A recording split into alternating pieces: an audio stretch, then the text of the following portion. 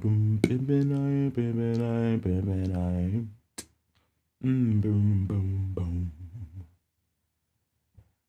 It's the thing by the dong dong. Let's get it started, man. Let's get it started, man. Let's get the link for this thing. That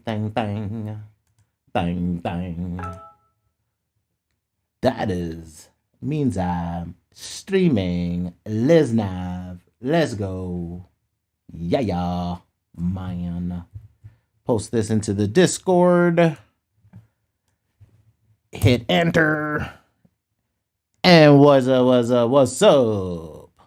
Hope everybody's all right, well and blessed, as well as can be expected through all of the BS we are dealing with in the markets, in the world, period, point blank. I'm going to give some people some time. I know it's Friday. I know people got to work. I am in the office grinding away, but I needed to do an emergency, not really emergency in a negative sense, but I needed to get a video out because, the markets are moving the way they move. In fact, let me pull that up because I think that's part of my list today. So give me a second. Boop, boop, boop, doop. Ba-da-ba-da. Yep, let me open up this. Stock data. Oh, hold on. Hold up. Hit it the wrong way. Pause. There we go. Open it in the wrong window. Open it in a new window, please. There we go. So we can look at the cocaine man, Mr. Jerome Powell. Can't leave out Mr. Cocaine Man since he's been running the markets for so many, him and his constituents. Rayhan, what's going on, fam? Glad you could hang out. The new economic numbers have come in, and Mr. Papa Jerome Powell he's going to be having some issues at the White House. But this is to be expected. In fact, we're going to talk about exactly where they're talking about the market's going to bounce as far as timeline and what that means, because it's not a short timeline that we're dealing with financially. Let me check my microphone. Make sure we streaming. We got vocals. All right, so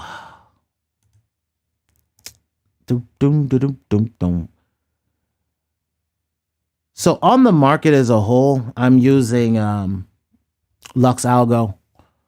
Lux Algo has already triggered a strong sell-off warning. This was back on June 7th.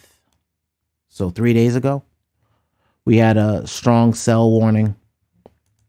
As y'all have been telling y'all, I don't really focus on that. I told y'all that I'm expecting a down. I go to the charts. So what I do with everything is, and as I've explained it, for those of you that don't know, since 2017, I've been watching longer than that, I've been watching the crypto markets. And since 2017, there's a pattern to how Bitcoin plays. It's just how it plays. And there's a cyclical pattern to it. So these are my old charts. I'm rebuilding my charts. I just haven't had time to rebuild it. But this is my Seasons of Bitcoin chart. It's been mapped, as you can see, all the way back here to 2015. So at the start of, and this is for Coinbase. So what I'm doing with this chart is mapping out seasonal dip patterns that I saw. And since 2017, I put just a color to each and every single one of them. So this way, I wanted to just see whether or not I saw some type of form or some type of pattern into the data that we get from Coinbase, which is basically the piggy bank, right, to the crypto world. If somebody sells their crypto and it goes right back to US dollar, you're pretty much seeing the pocket patterns, right? And the pocket patterns make sense. Once you understand that now you're watching a cyclical, speculative pocket pattern. It's whether or not you believe in the technology and what you're investing in, right? So it's a technology, it's a piece of code. So all we're investing in is code. It just happens to be a ledger database. That's all ledger means, database. And that database is being watched by multiple computers, which is why there's value there. It's the fact that we now can say, here's a single point that we're all watching. We're all putting our money onto this network to be able to see what's going on as far as transactions. So in this, there's a blessing, but there's also a curse. What does that mean? If you already know that you're dealing with a one world monetary order, and now that every bank is basically, when you see corporations touting the love of something, I saw this during the internet bubble, right? So right when the internet peaked and then popped, the internet was about hackers. It was about this love and this, we're all going to change the world with this new technology type beats. Sound familiar? And then all of a sudden bankers come in. How do I know? I was part of the bank coming into this shit. And it was actually MG that triggered me. It was like last year, and not in a negative way. But he had said something about the technology as far as crypto, and I was a crypto like I got back into the hopium of like, hey, from 2017, this is a technology, it's gonna change things. But it was just something that he had said about, hey, you don't know what the back end is, and I was like, you know what, that's true, but we didn't know the back end of the internet, and the back end of the internet is DARPA. So at the end of the day, we're still running off of government technology. So everything we're dealing with is government technology, period, point blank. So even Bitcoin is a government technology. And then when the bankers get involved, now you've got to kind of look at it sideways, right? And I feel that way as being somebody who comes from the military, right? This is somebody that comes from the military. I was using Microsoft in the military. My staff sergeant told me to buy it at $5 a share. Listen to that sentence again. And not as, hey, he missed buying Microsoft at $5. Like that was what I stick in my head. But over time, watching the dailies and seeing where MG was coming from, I had to kind of look at it through the other lens, like the same lens I side-eyed the music business with, the same lens I side-eye a music contract with. Like when when a subsidiary of Puffy tried to give Ty Durden a music contract, and I was like, yo, let me look at the contract. And I took a look at the contract and I showed him all the loopholes. Right? So if you look at all technologies, email, all of those technologies are government technology. We were using it in the government. And the reason why we love the internet as a government is because there's more, if you think about it as, think of it as traffic, right? So if you think of it as traffic, if I'm trying to do something hidden, if I don't have enough noise, I can't mask my own ish. And that's what the government was doing. Hey, let's open this up. We'll have more of the public on our private networks, but that'll allow us to do our things hidden. Who has the biggest government contracts? Microsoft, Google, Apple. These are all devices that work on private networks for the private government. So, crypto.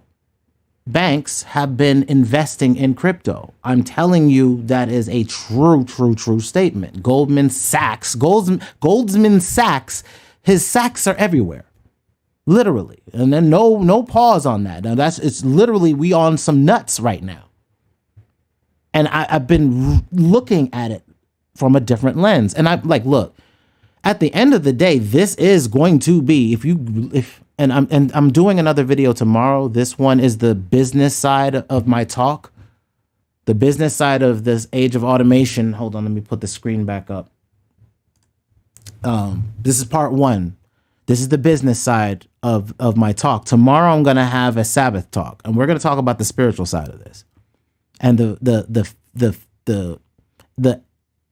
fundamental shift that's going to happen to all tribe members. And I mean tribes as all of us are tribes in our own regard. And it's going to be systemic things against tribal things.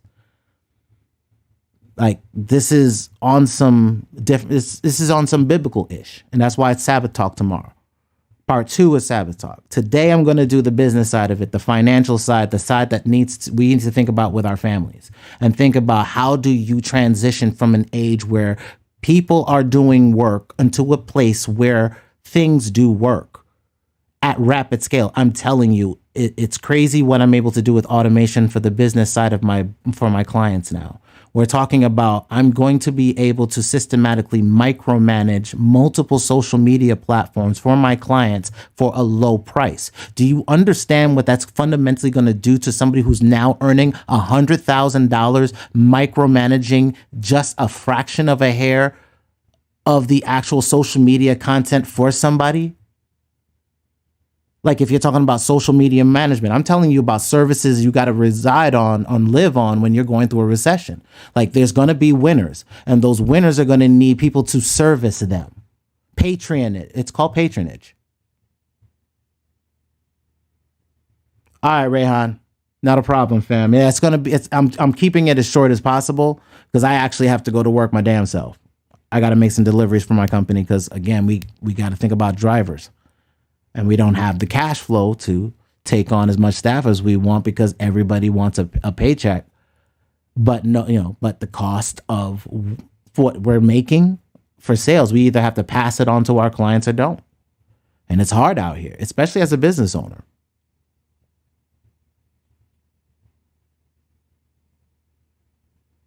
Very much because I'm lazy for social media management myself. Yeah. I mean, my thing is that and this is kind of what Toxic Hustle is framing itself for, right? My thing is, I believe that the entire internet is systemic, right? And what I learned was I knew when I saw a computer, we were going to be able to do mixing, mastering, and production on a computer. Boom, we got it. I know we could do graphics on there once I started doing Photoshop. Boom, we got it. I know we can do After Effects and video. So now we can do that. Boom, we got it. I know we can do Unreal 3D, and now we can kind of make our own music videos and TV shows and anime and motion captured scenes and whatever we want in this 3D motion capture, facial recognition capture universe. We could now create at scale. What does that do? It democratizes media creation, which is the gross national domestic product of every country, because what else will we have? If we're not able to physically manifest anything, the only thing you have is intellectual property. Who's the best position for intellectual property if it's not the audio person? Because there's not a damn thing on this planet that does not move without sound. If you go through every depression, every Great Depression, everything, what was the band still played, y'all? Liquor still flowed, drugs was moving through neighborhoods, right? Because pain is, there's somebody going to prosper off of pain. But in this pain, we've got to look at what caused the systemic pain. What happened? We were in control of a society at one point in time, aka the Dark Ages, right?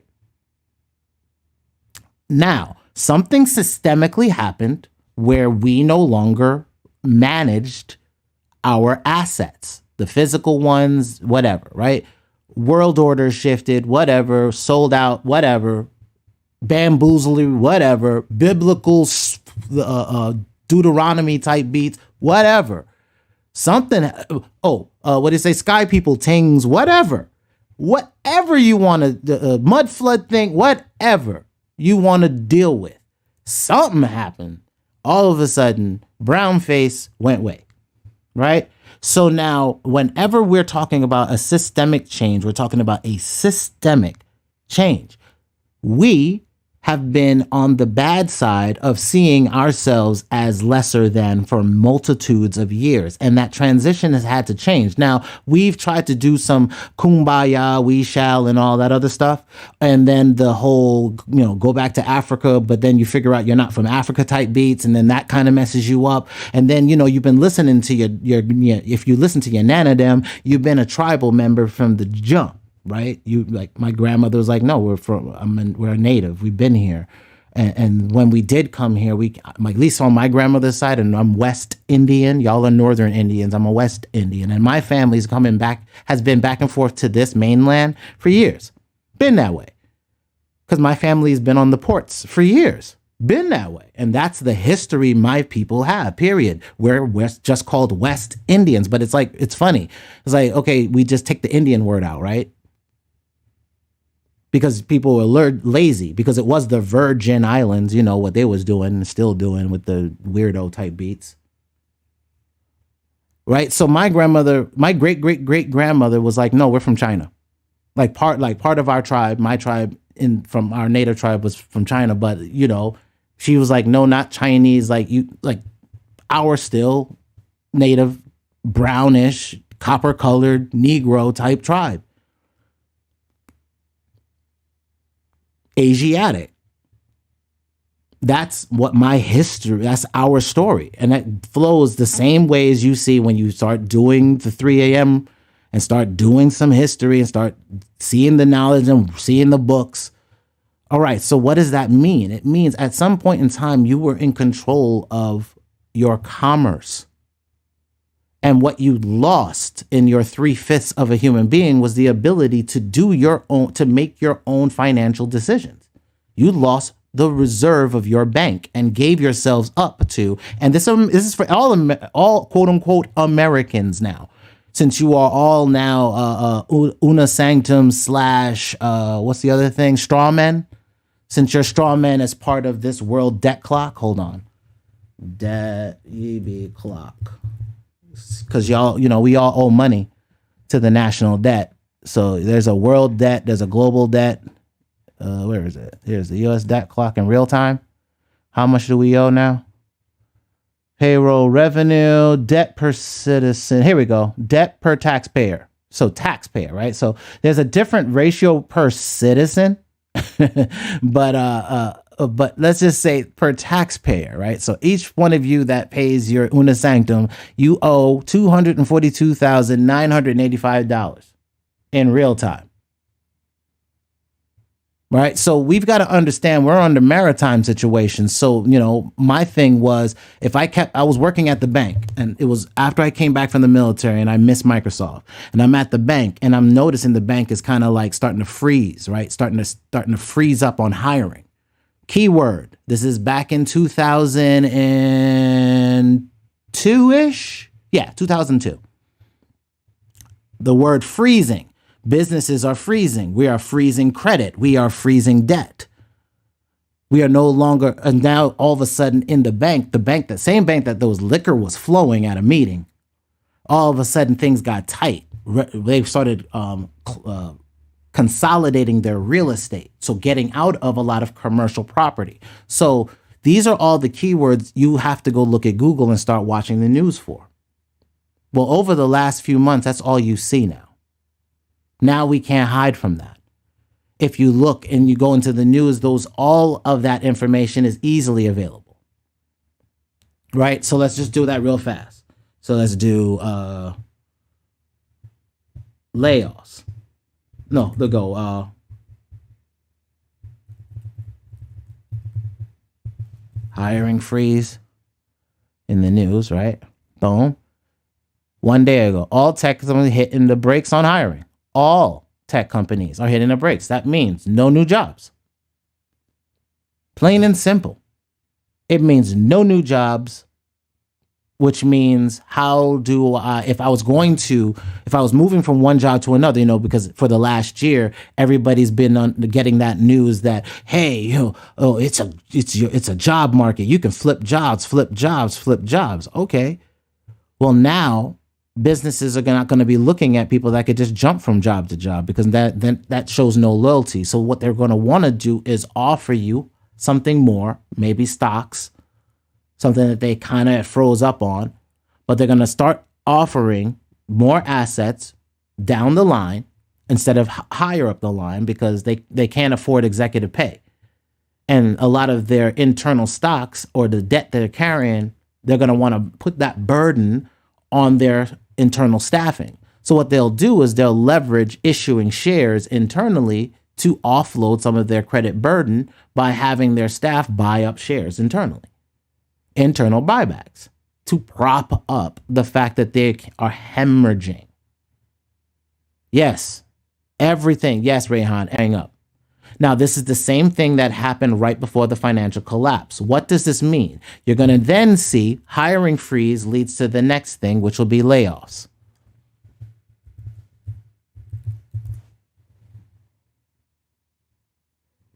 Stitch shares sink after company announces layoffs. Layoffs nibbling at mortgage industry. So a whole industry is starting to lay off. So now real estate industry is laying off.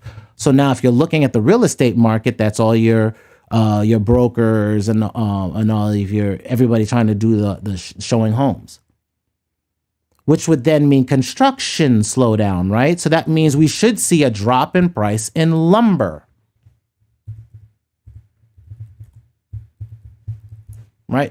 I'm just walking you through some thought processes. Lumber's price gets chopped in half in housing markets. Boom.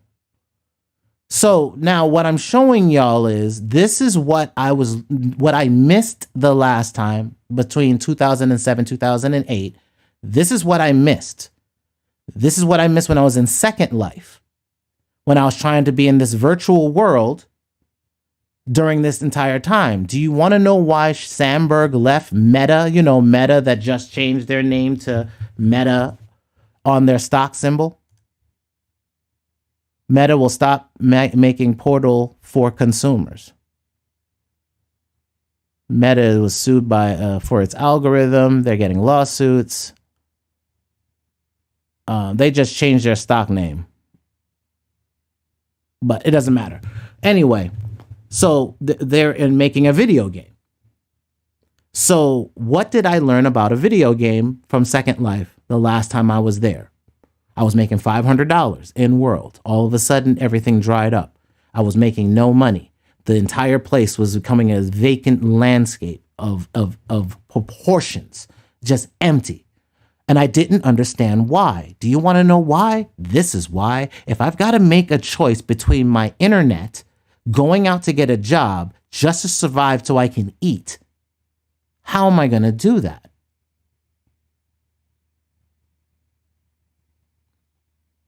When it comes to disposal, like he's making a video game. That video game needs what?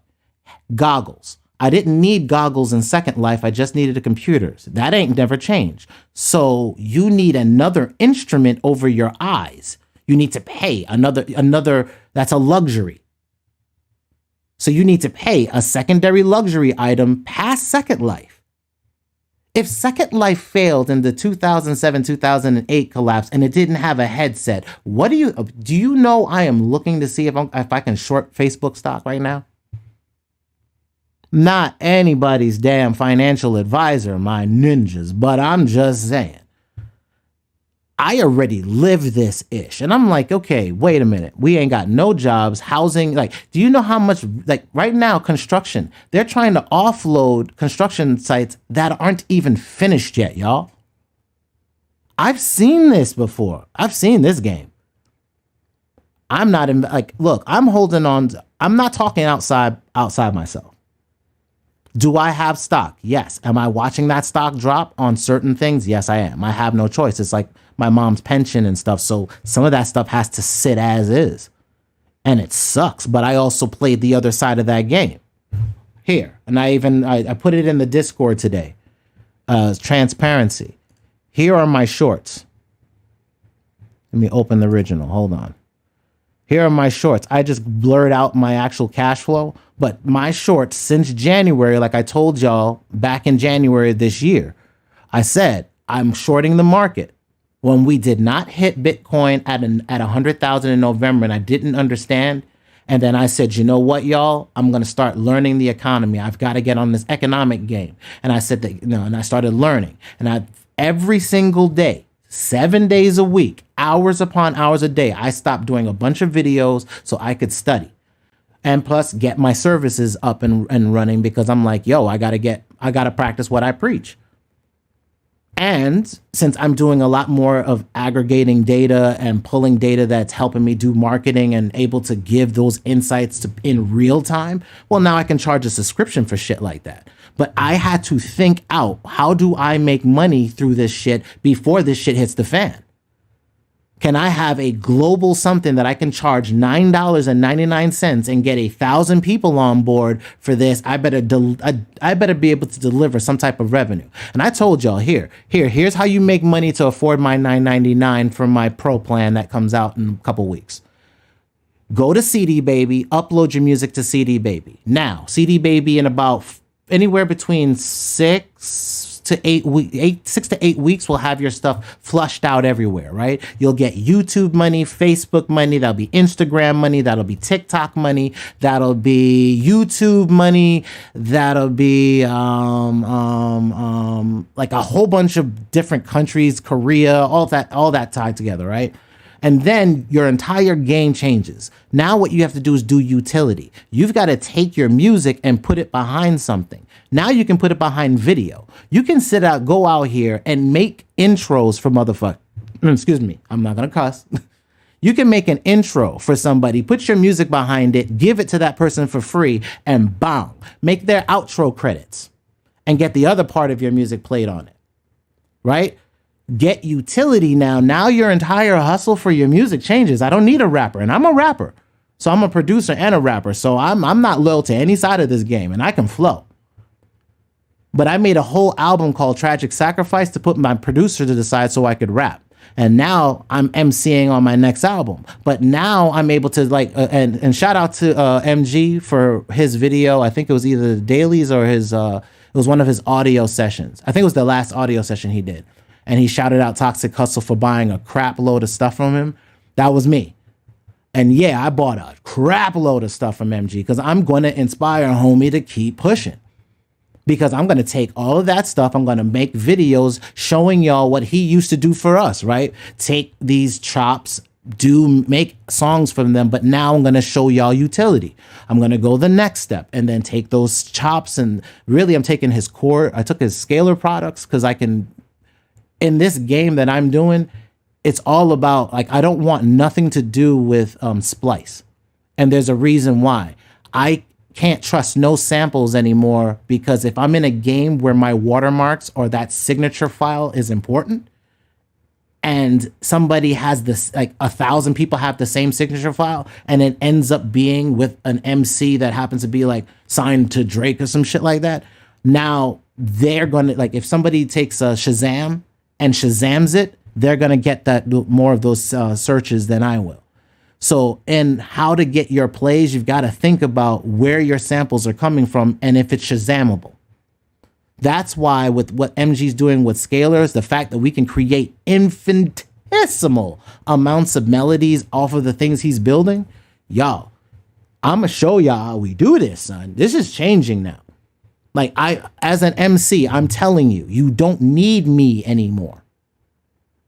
You don't need me to make money. As a rapper, I'm telling you that. Stop trying to get me on your tracks. Stop it.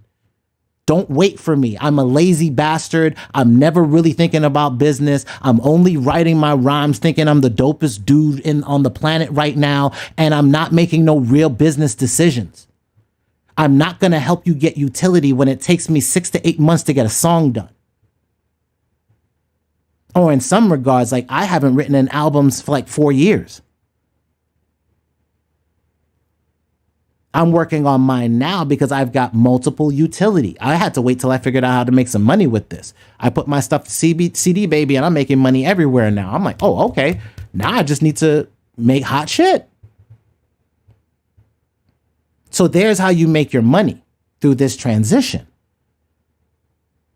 Now I take that revenue and I put it to shit that you see on this screen right now. I try to invest that. That's no different than every label supposed to be doing with your assets. You're not supposed to be making pennies to the dollars on your intellectual property. The days of that shit's done. I'm telling you, you don't need a label. As somebody who's in position that could have his own label, I don't want you. I want you to own your entire catalog to yourself. In fact, I'm even trying, like what Toxic Hustle is trying to do is really showing you how to be a digital version of Jay-Z and do your own Rock Nations. How about that for them apples? That's the reason for the $9.99 is I'm actually showing you the back end of Toxic Hustle and how I'm trying to become a media management company. What technology am I using for that? How am I doing it low code, no code? How do I interject that shit together and y'all can build your own media companies? At this point, it's not about me trying to hide nothing from nobody, because at this point, if we don't create commerce, we all fail.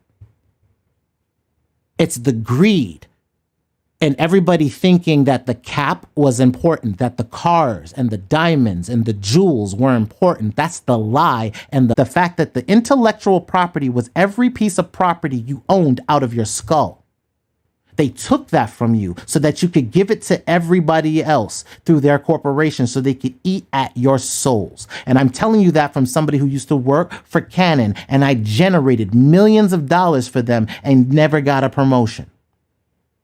Millions of dollars still with my technology in their system, still using my automation system to get government contracts. And I haven't received a royalty point yet. Never will. Why? Because I was an indentured servant. That's what you are when you're an employee and you give up your tech.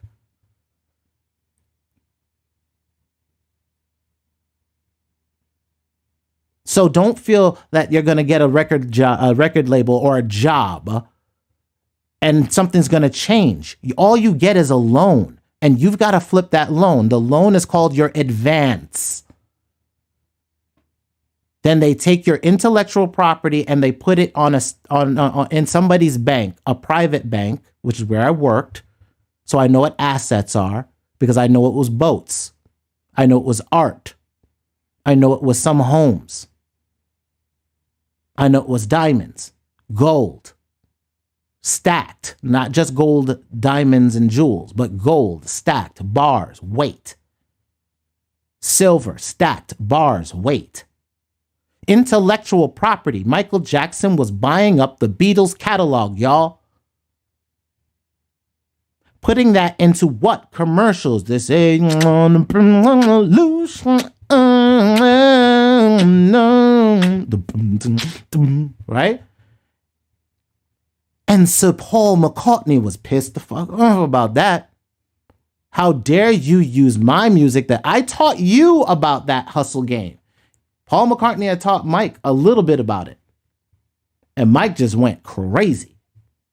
Started buying up catalog. Started buying up assets and utilizing them in commercials. He knew he was the MTV king. He knew exactly where to pump his wares, man. He was the Pied Piper before the Pied Piper.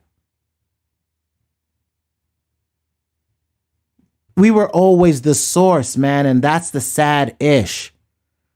Everybody knows where we are. We ain't never gone nowhere. We were always here, just minding our own damn business. And what happens is the next level of Rome comes and caps on top of us. And you think that's going to change? Like, look how many times Rome is capped on top of us. If you go back and back and back, if you know who you are, it's Judah. If you know who you are, Judah, look how many times Rome has capped on top of you. This ain't new. And it ain't never going to be new. There's going to be some other person we got to pay fucking royalties to. Taxes to. So I just got used to it. So I just concentrate on the business, right? Because what else can you do until things change? But I'm going to have to pay taxes, right? Did that ever change? We got to pay Rome. Give unto Caesar what is Caesar's. Yeshua was real good about that, man. That's why I respect my king. I respect that he came down here and tried to spit that game. Love your brother as you love yourself, man. You selfish bastard. Like, love your brother. That's how you kind of fix your society a bit. Because you're so concerned with what's going on with what your brother's not going to have that you're going to reap even more, because in the concentration to try to fix something for somebody else, you build more, not just for yourself, but for the multitudes. Especially if you teach them how to feed them damn selves. Teach them how to fish, right? Be fishers of men.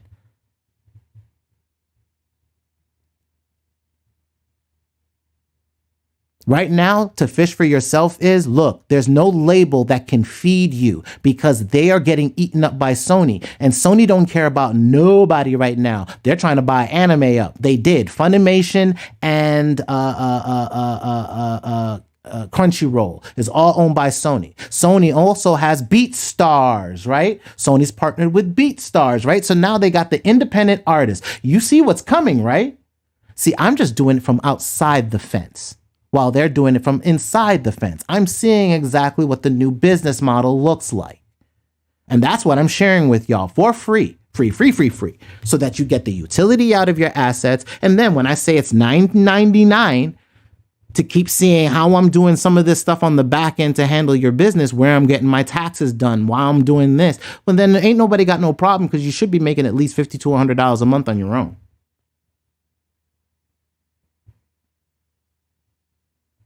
At this point in time, right? So let's get into it, because I can't ramble today. I want to get tight on this. CPI numbers. So CPI. Let's get into it. CPI numbers have come out 8.6 on the Richter scale. What does that mean? It means the core inflation numbers.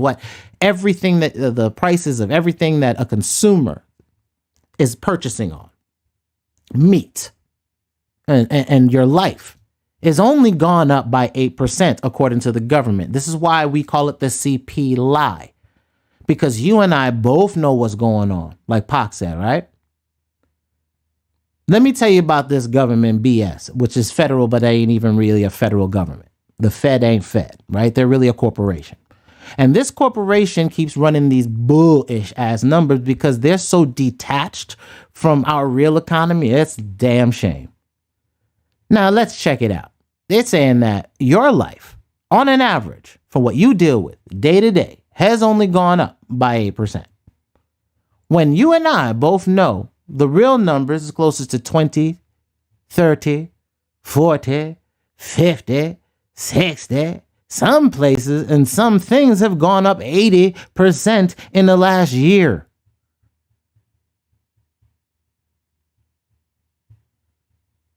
Gas alone, but they don't count that. Your rent alone, but they don't count that. They take a survey from homeowners and said, if you want to rent something, what do you think you could get for it?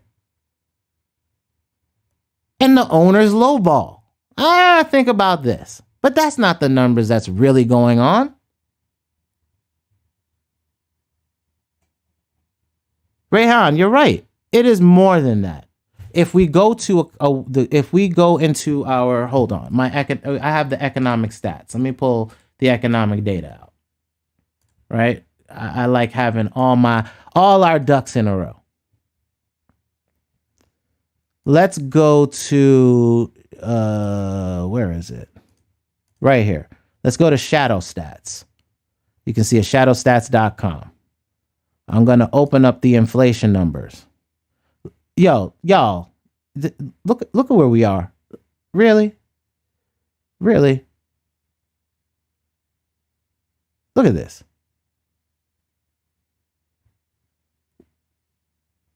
Through May. So we're still not even seeing June. Yeah, so this is till May. Okay. Basis. So literally, if we see here, 15, so it's 20 is up here. So 16, 17, maybe even 17. Yeah, 17% maybe is what we're looking at over there. And then this is if we look at the other metrics, it's supposed to be 10%. You can see we're just like off the chart. We're not even like remotely in the ballpark anymore. So, and then if we're waiting for some type of relief rally to come from our pockets, man, look inside what's going here on the Fed data and look at our bank accounts. Like, let us zoom. Like, we're not, look, this is the 60s. Like, our great grand, like the elders had way more cash flow. way more cash flow. And we're going to talk about that. There's some disheartening things that I'm seeing again when it comes to what's happening to our elder society. Our elders are about to have it real bad because they believe the hypium about the, everybody has this land of good and honey, milk and honey type beats. But look at, all right, so we're at 4, as I showed before, April, right? Look, April 2022, the number's at 4.4%, right? 4.4. Look at where we were in the last the Great Recession. So right in that last area. Like, y'all, history will show we are now in a recession. We're in it. Margin. Emptying of margin accounts. This means that margin debt's going down. Our entire market has been propped up with people being able to take debt, fake money, get credit, more fake money, use that to buy, right? Go to another bank, leverage some of that to get more credit, to get more fake money on another exchange, to flip that. So what you're seeing is this is why all the commodities markets were oversaturated and all the stock markets are oversaturated and everything that we've been seeing going on has been going on. But what I've been warning is there is a huge slowdown happening economically. I've seen it in the financial sector enough to know that when they start firing the executives, we're in a bad situation. And executive staff has been getting laid off in the banks, left and right. We're in a huge Ponzi scheme. Yes, Jahan. But think about Social Security. Social Security is the next generation, or your elders get paid from you being in because they believe that somebody's going to come behind them to pay the system to prop it up for them. Is that not a Ponzi scheme? Isn't that rob Peter to pay Paul type beats? It involves somebody coming outside the system and paying into the system to prop it up? So it's in itself a huge Ponzi scheme. And now you have elders that said, okay, this system's going to keep paying to do that, but I paid at this percentage and I'm expecting you future people to pay more than what we had to pay to fund this to inflate for me. No, what's ended up happening is they're finding out that their Social Security checks, there's not increasing by 28%. I have grandparents delivering Domino's pizza at midnight. I've got 85-year-old women at the drive-thru of McDonald's. I've got 65, 70-year-olds stocking cans on a shelf. And in a minute, a system's going to do that.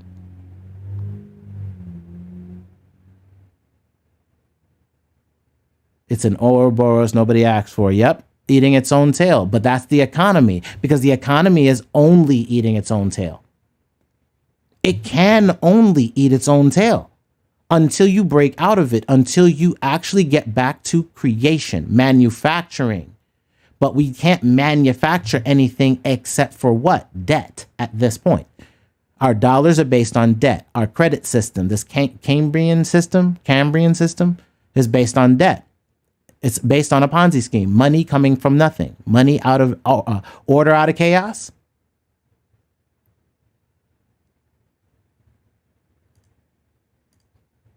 So in our bank accounts, there's no money.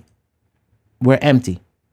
What we're seeing here are the people that sold at the top, moved their money into their trust IRAs and everything else, and are riding it out. And debt brings down the balance sheet. Well, interest rates raising and what it costs to leverage that debt will bring down the debt. So, like for me, I have a loan. I have a governmental loan, but mine is fixed. If I was to go to a bank right now, if I needed money from my company, I'd be screwed, because now I'd be taking out debt at a higher interest rate from my company. See, what we've had is companies that have been taking on debt cheap for the last few years in this growth economy. This is how you stimulate the growth. So when you had growth stocks, is because this is what the government or the Fed this agency was mandating, hey, y'all, because we're going to keep interest rates low, we want you to go ahead and speculate on growth. Let's find something. Just like the .com thing, right? Then what happens? Hey, we're pulling away our funding now, y'all. You're on your own. All right, so what does that do? The good, the whatever, whoever can survive will survive. Because now we have, like, there'll be some companies that'll rise to the top, and then there's some that'll fall, and they'll, like we have with the .com, they'll just disappear. Pets.com type beats. Okay, well, that right now they've been propping up because there's no other thing. There's no trick in the United States pony anymore. See, we had the internet, and then the internet stocks came, and then the internet blew it up. So now they have this crypto thing, but it's its own thing, but it's also a tech thing. So, but it's also piggybacking off the internet. So it's really not a new thing. It's kind of like a derivative thing. And it's still in its early stages, and we don't really control it yet. I mean, we kind of have invested in Ethereum, and we have the Ethereum Alliance. So like, with the Ethereum Alliance alone, I have damn near every corporation in the world, if that's the case. Right? Boom. Here you go. So like Intel, Accenture, UBS, Microsoft, I know ING. Right? So you've got this Ethereum Alliance and all the banks, consortiums, and everything that's been propping up that whole the situation and system that they've got, their new system, right? You already have Israel that's already said that Ethereum was going to be the network that their dollar was going to be on, right? The shekel.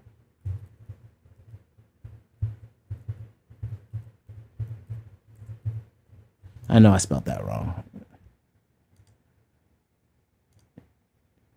Israel on its way to digital design based on Ethereum. See? That was last year. I remember that. Testing Ethereum for the digital shekel. So if all the banks, all the former hedge fund managers and bank managers are all inside the crypto space, then what do you really control? It's no different than the internet. The internet, it was free. It felt like we had this revolution. And then all of a sudden, boom, the internet was owned by every corporation and bank. Because what we forgot was the internet is nothing more than servers, y'all. That's what an internet is. It's just machines with IP addresses and how you connect to them and what software is on that machine that gives you what type of experience. So for me, ToxicHustle is my own version of my internet. It's an IP address on my own machine, and it's going to be doing its own thing. And that thing is to build out its own economy based off of actual numbers from my utility of my assets flowing through this digital new universe we're dealing with. This age of automation, where my music ends up being in whatever we're going to consider NFTs are in the future. But I just think of it as digital contracts, right? It's just software.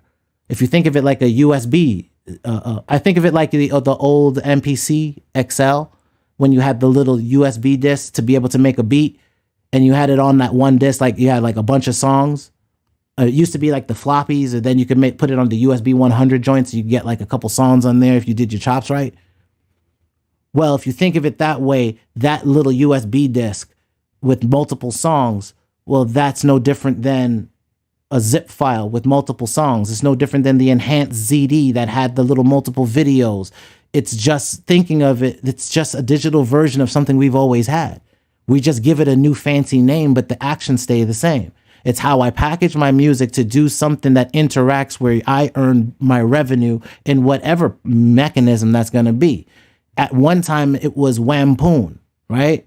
That was money for us. That was tribal money, was wampoon. And after that, that's when they could say New York was sold for shells.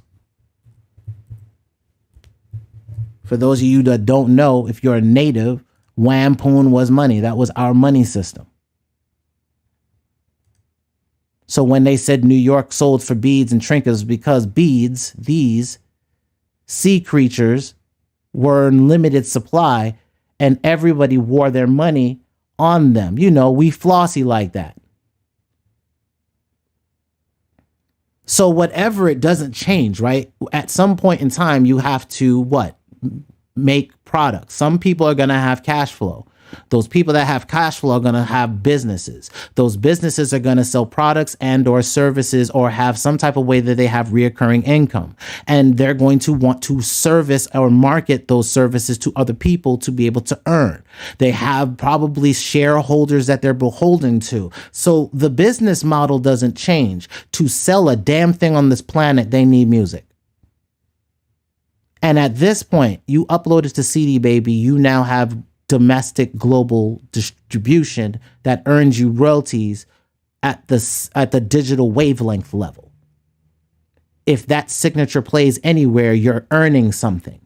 So my goal is to leave ticking time bombs everywhere where my beats will make me money no matter who gets it. Well, guess what? Bill Gates pirated his own software to get it into the Chinese computers to overrun Apple. Adobe had all of its engineers keep it real simple for you to hack the Adobe product so that you would bring it to the colleges, you would flood it, and then those college students will bring it to the corporations, and the corporations will buy the licenses. This is a pirate bay, period. Oh, pirates, say they rob I, sold I to the merchant ship. Pirates. We are still on maritime law type beats.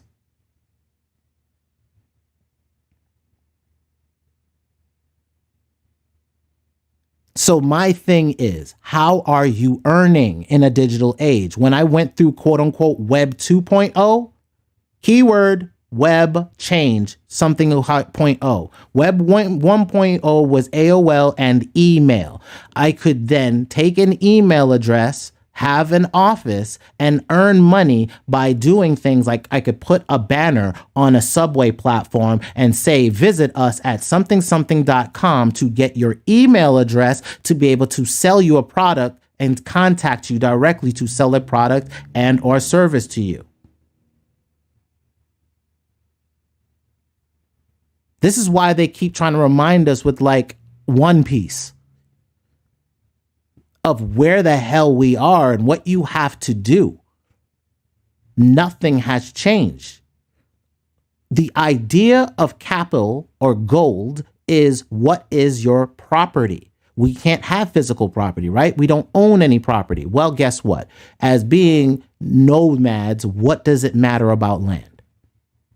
Did we ever give a damn about land? No. Why? Because land wasn't our property. Land is Father's property. We're just blessed to be wherever we're at because we keep getting scattered to the damn wind, right? Everybody keeps pushing us around. Hey, we want your land now. You made it swaggy, but we want it now. You go someplace else. So we go someplace else, make that ish hot. And then somebody goes, hey, you can't have this no more. You made it swaggy. You got to go over there now. See, but at this point, all the tribes have a communication outlet. What I'm able to do is similar to any radio station on the planet now. And I do it with a simple microphone. USB microphone. I can now broadcast directly. And if I wanted to sound like J115, I could do that ish. I just don't have time for hypenitis and big cap. So our assets are placed under our jurisdiction. Yes, our intellectual property. What's in our heads? Our inventions. And what we worry about is whether or not our inventions make money. Like whether or not we can receive a royalty off its usability because of whatever it is. Like, oh, I want a patent. And because I put a patent in place, now you can't do nothing with it. Do you imagine how much business would not happen if we lived that way? No. I'm going to show you. I'm going to give up my entire business to as many people as possible, i.e. $9.99 for ToxicHustle Pro when I launch it next week. And I give away my business for how I'm doing media and how I'm going to build out my media business in real time so everybody does it in real time. Why? Because it's kind of hard to stop a revolution when everybody's doing it. It's kind of hard to burn down Tulsa when Tulsa's in every nation. And Tulsa is every tribe.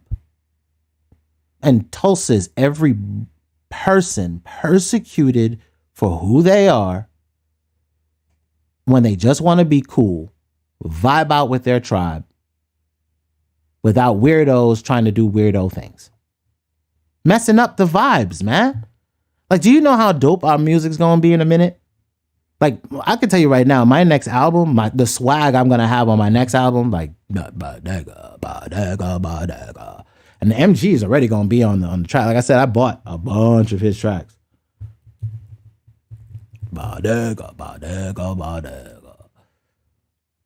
Oh, and this right here, YouTube. I am going to crush YouTube. I'm gonna make sure I get all of my royalties in this joint right here. But these are all my ticking time bombs, y'all. Facebook, make money there. Tragic. I'm gonna change that to be my own site because right now it's on BeatStars, but I'm gonna take it to my own site so I can make sure I can offload a bunch of instrumentals for free. Ticking time bombs waiting to go off. Shazam, like I keep telling y'all, I don't want anybody else's samples no more. I'm gonna use MG's his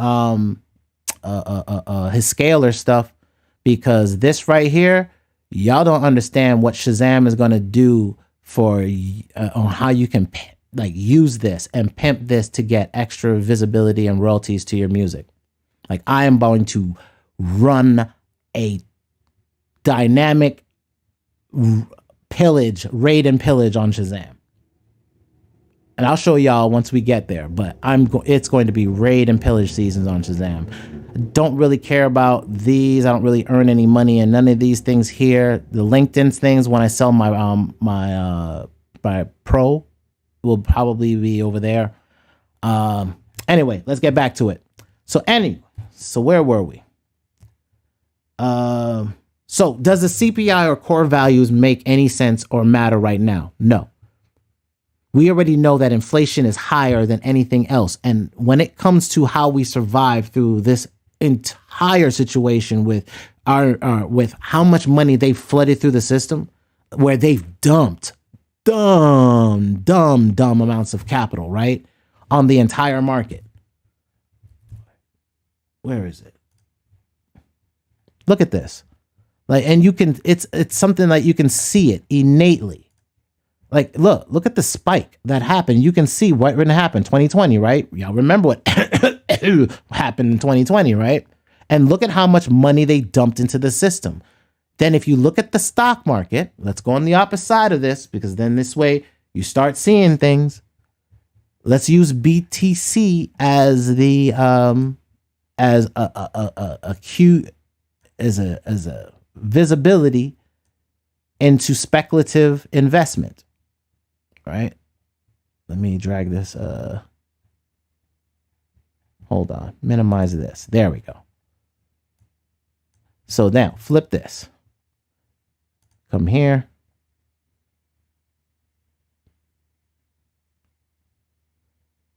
So January, February, March to April. So all the way from February to April 2020, we should see a spike.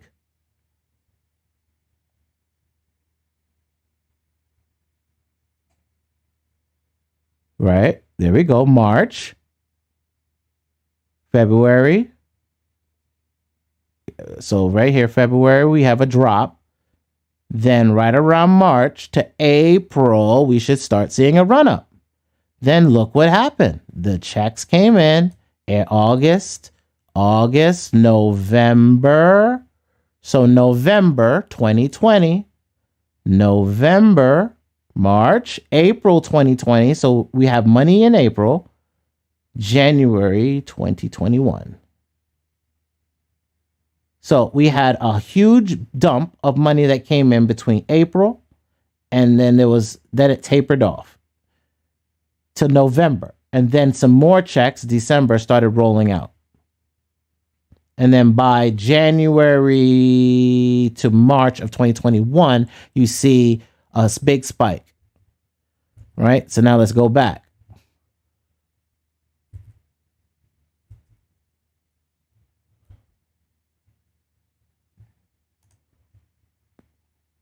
Boom.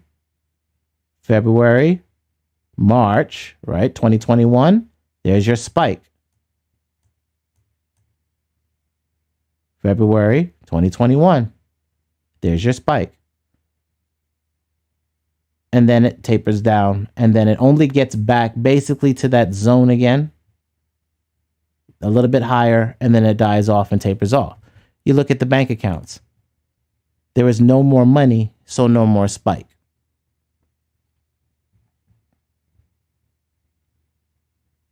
So if you look at the bank accounts are empty. So what does it matter? So when we look at our core inflation numbers, it means that whatever we're spending on, our cost of living is higher than what we're able to take in. So now that we can't even spend the way we used to spend, we can't spend on private stuff. We're trying to still survive and eat. We're trying to pay our bills. We're trying to pay the gas to go into these mandatory offices as they're laying people off and using that as an excuse.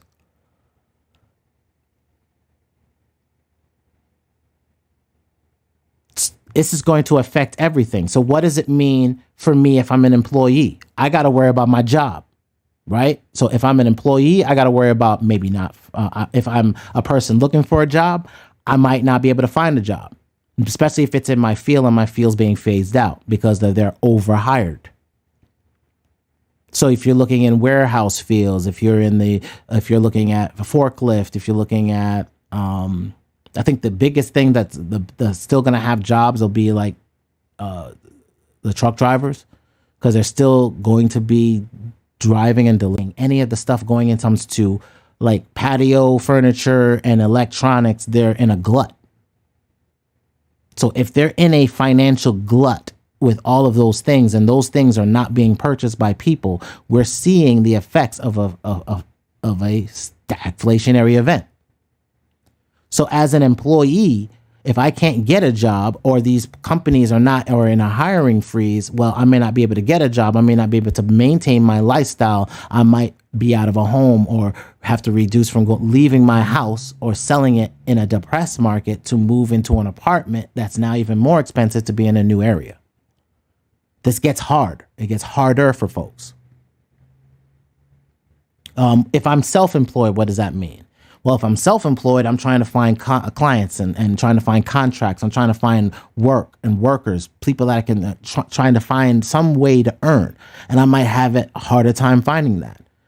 Especially if I didn't pivot myself into new service areas in which I could reap the benefit of the changing age I might be in.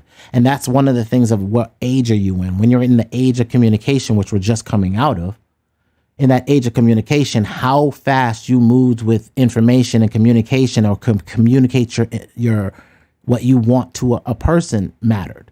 Now we're in a data age where we get that information and we're doing other things in it and we're personalizing our communication with people. But what we're trying to do is trying to also pivot to finding people that aren't so. You're trying to find markets that aren't so consumer driven, right? So you're looking towards business, but if business is cutting back and banks are not giving the loans to help these businesses, it's kind of hard for you as a self-employed person to be able to service business contracts. So it just might be a slowdown. It's not impossible. It's just you have to pivot and find where there is opportunity for you. What does it mean if you're a business owner? Maybe you're scaling back. Right. So if you were investing heavily in when you was a growth market where inflation numbers are low, where interest rates are low, it all falls down. Yep. When it all falls down, that's exactly what we're dealing with now. So as things are coming down as a business owner, I might be like, OK, well, I can't hire. So there's my freezing. Right. Hire freezing. I might need to lay off because I might need to cut down costs because I don't want to keep trying to raise my prices. I can't keep raising prices. The sad thing is, since inflation numbers don't seem to be cooling down, it means that fall's prices are going to be higher, right? It means winter's prices are going to be higher, especially if we're looking at wheat shortages. So look out for like what's going on with wheat products. and look out what's going on with corn products, because we're not growing those, and our wheat is low for the season. We're planting soy because of fertilizer issues and the fertilizer shortages we had. Now we have an abundance of fertilizer. So as a business owner, this is forcing business owners to slow down their cycles, slow down their trying to push for growth fast. Let's get down to earning. Let's get down to showing earnings. Let's get down to profitability. The next thing is what happens with investors. I can tell you right now, 2016, I was working with a venture capital company in which I was their web developer, and I got laid off in 2016 because venture capital money had already dried up. So what you saw in 2019 was already a collapse happening before the 2020 situation, which it just so happened to be so coincidental that they could just flood money because of the Pokemon. Right? So the economy was already collapsing. It was convenient. Like, how convenient is that we had the Pikachu, and it caused everybody to freeze everything. Now, I want you to think about something. This hit me the other day, and it kind of put a chill up my back. And that is what's going on in China right now with all the zero tolerance stuff. Is that to be about the disease, or is that because everything is made in China and China knows that nobody's buying anything? And we have to stop productivity. We have to stop manufacturing. So this zero thing is just an excuse to shut everything down. Because there's no things to you if you're not buying. And it's 6 months out, right? Like, if I want something, I have to do it months in advance. If I have to do something for Christmas sales, I got to do that early, right? Because I got to get it through freight, and I got to get it through the ports. So I got to go through all of this. I have to do it early. So if you're freezing manufacturing and manufacturing comes out of that zone, then what's happening? You know what I'm saying? Is that the reason it's happening? Yeah. Quid pro quo type beats. But as an investor, investors have been freezing anyway. Investment is not in anything speculative. And I'm watching people go through cycles of investment rounds right now. And investors are really tight on profitability. Hey, how profitable are you? How profitable are you going to be? And that's just the cycle we're in. Companies need to make money. You can't just be on some hopium-ish no more. You're not going to get, like you said, don't fight the Fed. Well, don't fight the Fed when the market's going up. I got out of the stock market in 2012 because of that. I was like, yo, I don't understand what's going on. I'm out. Everything that's supposed to be shorting is not shorting. I'm out. And then I got back into the market in January of this year because I'm like, I'm not going to fight the Fed now. I get it. Don't fight the Fed on the way up. Great. You can't fight the Fed on the way down neither. When they have no money to print, look, this is the level of what will get the stock market back up. Timmy must get stimmies. All Timmys must get stimmies. That's the only way the market goes back up. Because they push so much cocaine into the market at one time. The market got flushed in all of that funding because everybody became a hedge fund manager. Not everybody is supposed to be a hedge fund manager. See, in December, what did I tell y'all? December 21st, 2021, and I was like, spooky. I said, I'm out of the market, out of the crypto market. Why? It is a tech play. After a halving cycle with Bitcoin, Bitcoin goes down. I kept saying in June of last year, I said, end of November, first week of December, I'm out. I stayed in an extra week just because I was being stubborn. But I got out in December. And from December's highs, it has not even remotely come back up. And it's not going to. November dip is right around the corner again. And when that November dip when purple plays out, look where purple is. Bang. And then we still have this September, excuse me. We still got a September dip. And look, what did I tell you? Look, didn't I put this arrow last week? This one is here. Foosh. This one is right here. I moved it. I was like, you know what? It's going to be this week. And here we go. Then we have the September dip. Then we'll have this November dip. This November dip is like this November dip. Look what this November dip, you just lived it. If you were around last year, you just lived it. Here's November. This is what Bitcoin does. Why? This is Black Friday. According to Pockets, this is the best time to get hardware. So people are going to sell their crypto to be able to get hardware. It happens every season.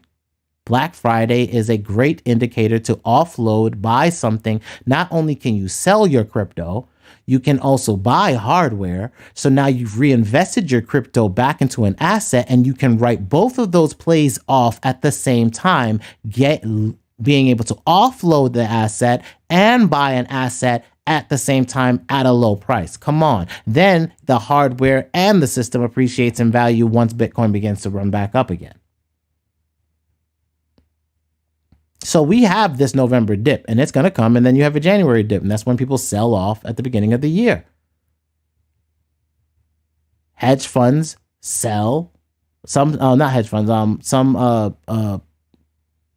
we'll say institutional investors will go ahead and sell and take their profits in January at the beginning or the start of the year, so they don't have to worry about tax implications for the whole year. And they can put this into an IRA. Right? And they can still lump some tax, so they can offload taxes in November, December, because those dips, right? So they can get some profit. They can go ahead and cut some losses, right? Profit on those losses, be able to hedge off some losses, and then push those into your IRAs at the beginning of the year. Basically, again, pushing away profits. This happens in multiple markets. So now that we have this going on,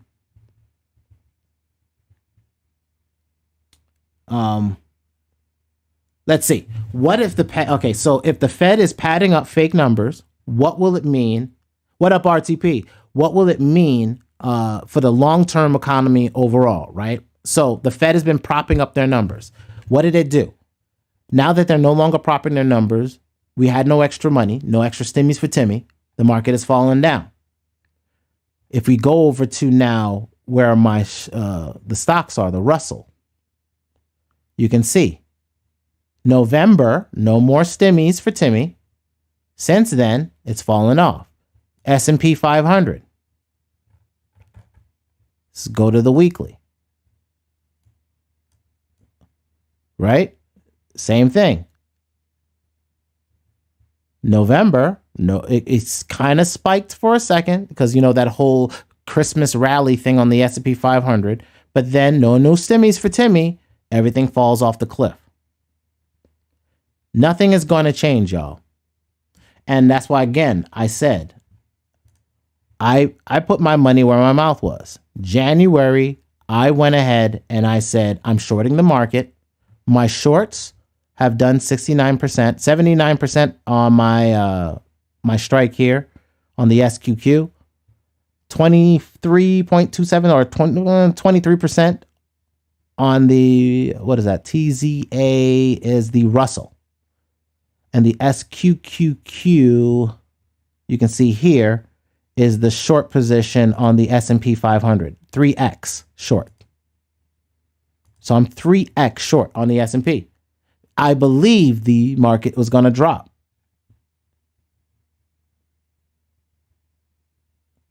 So right now, what we're dealing with is the market is done. As far as there is no reason for the market to continue to prop up with the prices that it was. And if we look at the S&P 500, right, and let's go to monthly, because I want us to sum some stuff up, and then maybe that'll have people understanding where we're going to fall potentially to and why I shorted the market. When I shorted the market, this is what I saw. And I need you to look at this. This is November of 2020. Do you see this one stick? This is the only point on the entire S&P 500 to have any stability.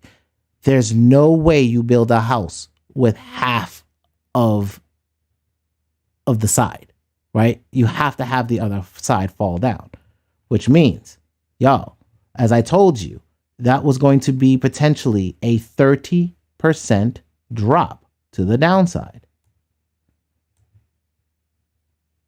We are still a ways down from that playing out.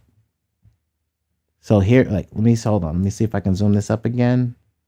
And let me get some of this out of the way. Give me a second. Hold on. Get out the way. Move. Get out the way. There we go. So here we are. So there we are. See? 31. I said from the top down would be a 30% drop. And this I called months ago that said, hey, if it plays out where it's going to go to, it may come here and bounce. So we're talking about 35-ish. So if we even track that, right? Let's see where the market can go down to. Hold on. Price range. So from where we are, we're still talking about a here 10% drop to just fall if we bounce there. And if not, if we go further down, it will be we go down to where this line is, where that is, we're looking at another 16% drop to the downside, right? So anywhere you're looking, still looking at 10 to 16% to just be where we were in 2020. Okay, y'all, hold on. That's before checks. Hold on. Is that right? November 2020, August 2020. So this is before Stimmies from Timmy, right? So we actually have to go pre-Stimmy from Timmy's, because Stimmy from Timmy's right here is where it started. We were already in a fall, right? Hold on. This just got ugly. This just got uglier.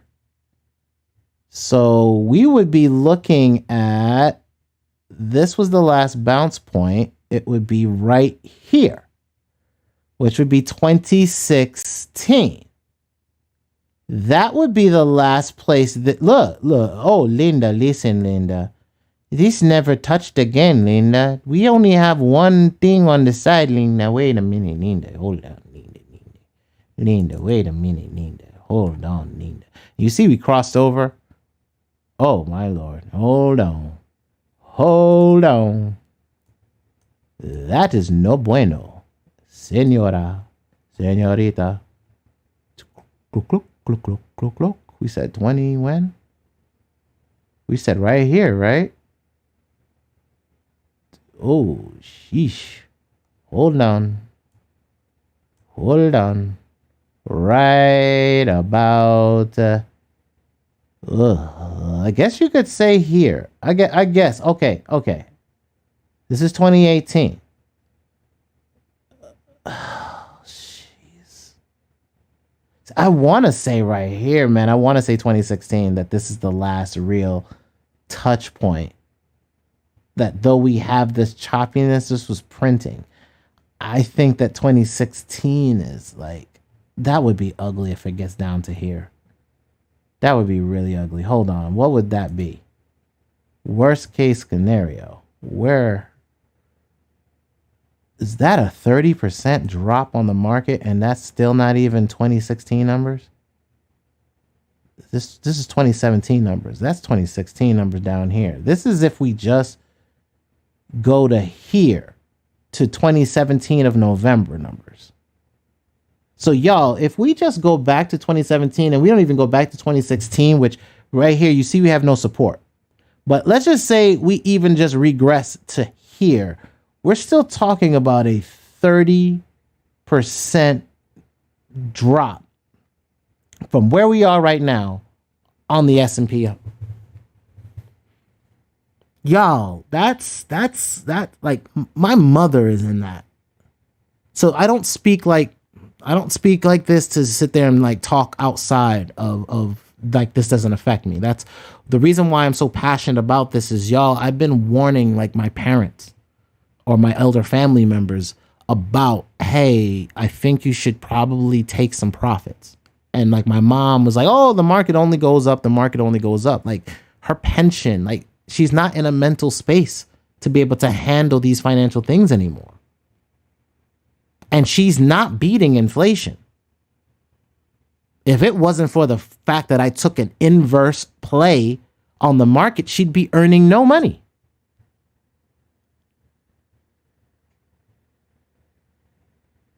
And my play is to the downside, another 30% potentially. And that doesn't make me happy because part of my mom's retirement is going to disappear with that drop. And there's nothing I can do about it for the way that she set up her accounts.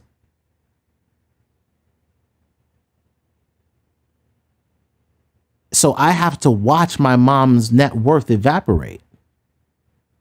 And for me, as an only child, and your mother's work is more important, it's a bitter pill to swallow that all the times you lost with your parent is being evaporated by a market. Feel me? So when I talk about the market going down, I do not get any joy in the market going down. Because as that child, it brings me no joy. And proves positive that giving up your child for time to work for people and a system that can't support you because it's a Ponzi, it pisses you off.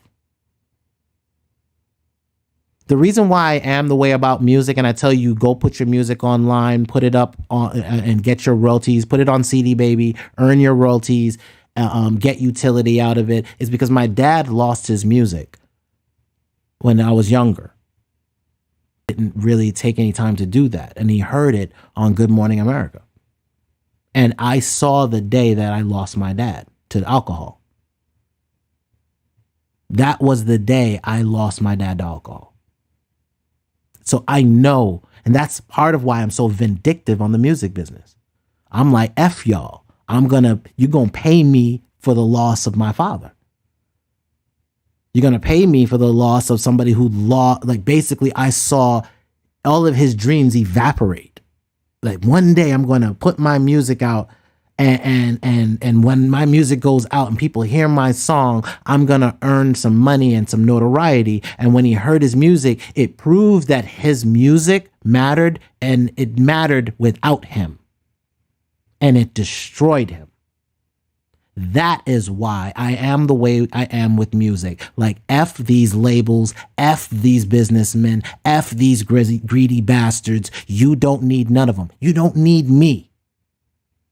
I'm just an old head who happens to rap, who happens to produce, but has been in the banking business for a long time, has been on the government contract side for a long time, who's been on the venture capital side for a long time, because I've been plotting for when this shit happens. I told everybody in 1999, I'm done going to the studios in New York because everybody's going to have a computer and everybody's going to be able to make their own beats. And y'all ain't, and us as producers ain't going to be necessary no more. And I watched as the price point of beats went from $100,000 a track to 5 for 25. Don't give me no shit. I watched my back pop out when I was in Macon, Georgia, scanning CDs at Music Factory, watching the racks and racks of music, lost leaders, as they like to call it, disappear as video began to disappear because a thing called Blockbuster got their ass handed to them by streaming. And a website that had just kicked Circuit City's ass called Best Buy became greedy and became a old head and went into the physical business and got their ass handed by a software company who just wanted to own warehouses and began automating their warehouses called Amazon.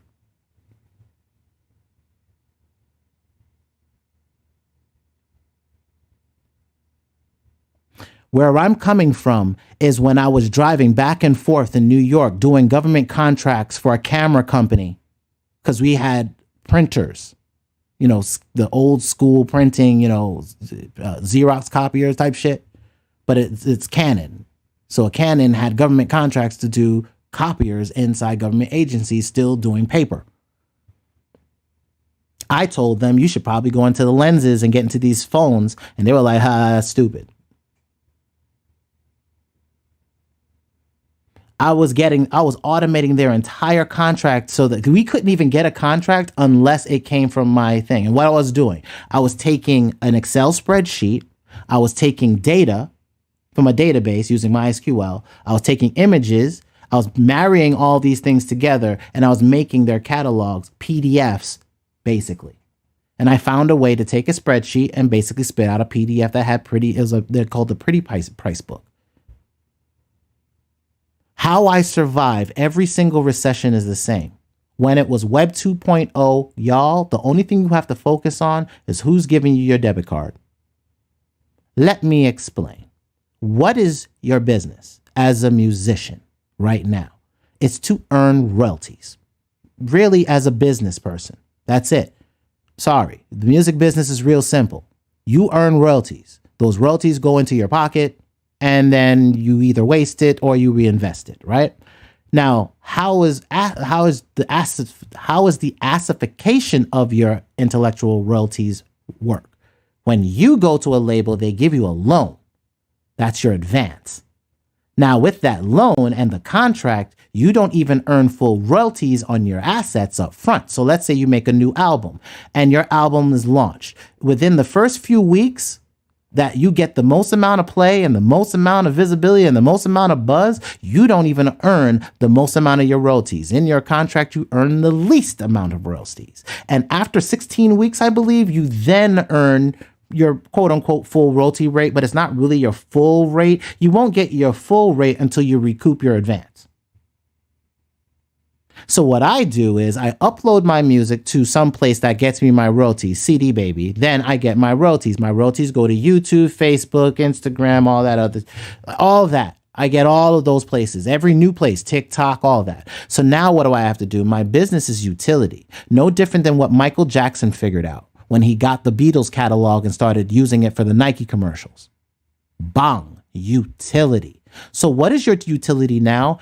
I'm going to say this and I'm going to keep saying it and I'm going to keep saying it until people get it. I've been saying it before y'all heard me. I told my friends. My friends know this and I'm going to get them on the show so that they can go ahead and tell y'all I did tell them this. I said Facebook and YouTube are the new Netflix and Hulu.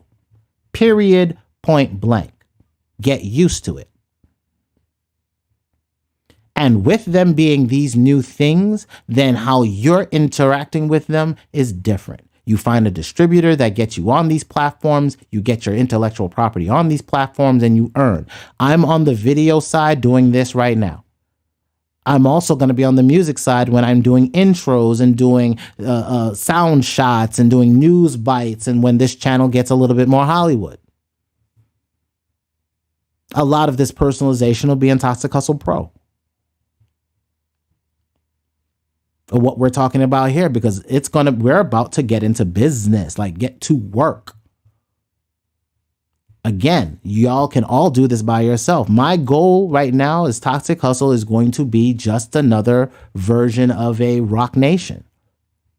But rather than me managing your intellectual property like I need to earn your royalties type beat, you should earn all of your royalties. But I should be able to utilize or use your tracks and just get visibility to you. How do I earn in that pocket? I'm already making my money. It's called the subscription. My job is then to use whatever is in the catalog that earn, from your subscription and push that forward as much as possible through whatever means I'm pushing my ish from. I treat myself as a client, but I treat myself as a scalable client.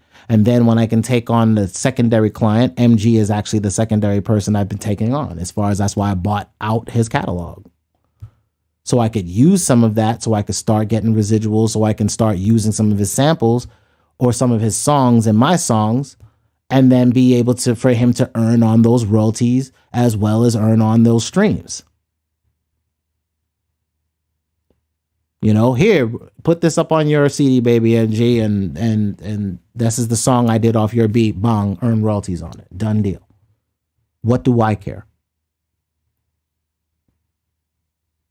That's how easy it is for me to eat with folks now.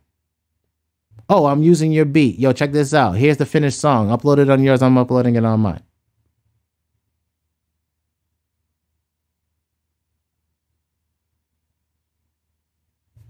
Done. Like we make things so damn complicated, but it's not anymore. These contracts are going to digify, and everything is quote unquote this NFT phase. That just means programmable music. Just as money is being programmable, music is being programmable. And soon that programmable music will just be in something like a Grand Theft Auto earning you money. And Scalar lets me do my own crazy edit. Exactly. And then there's also the assets you create from those. Like, right. So I'm going to create presets. So let's say I'm working with certain products right now. Like one of the things I'm working with is iZotope's Vox player. And I'm actually creating sound files that I can do with my voice and do vocal effects like guitars and things like that. So I'm creating my own presets. So sometimes I'm doing.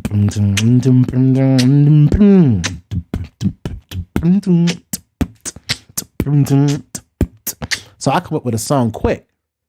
And what I'm doing is I'm coming up with an entire workflow for how I get a song out of my head in Studio One pretty much in real time. Right. And being able to film that and have that whole stream out.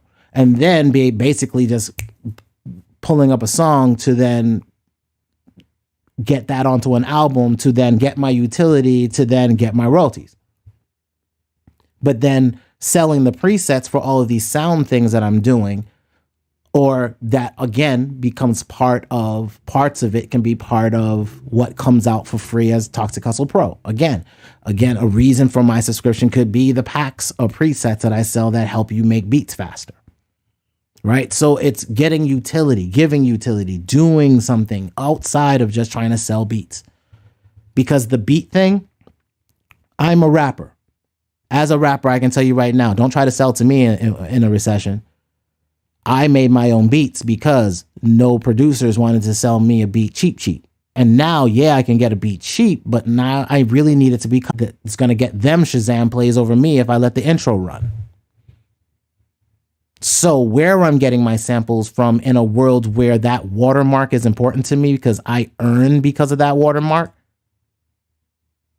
that's why I'm looking into software. I'm using everything simple, man. Like I'm just dealing with MIDI packs, scalar packs, like I'm using MG scalar packs.